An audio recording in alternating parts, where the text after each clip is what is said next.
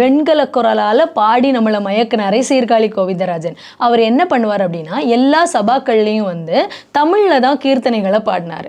இவர் தமிழில் கீர்த்தனைகளை பாடினார் அப்படிங்கிற காரணத்துக்காகவே அவர் சபாக்களில் பாட விடலை.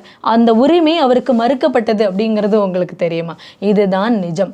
ஆனால் சபாக்களில் தமிழில் கீர்த்தனைகள் பாடுறதுனால தெலுங்குல உள்ள கீர்த்தனைகளை நான் பாட மாட்டேன் அப்படின்னு சொன்னதுனால இவருக்கு பாடுற உரிமை மறுக்கப்பட்டுச்சு அப்படிங்கிறத கேள்விப்படுறாரு பெரியார். உடனே பெரியார் என்ன பண்ணாரு தெரியுமா?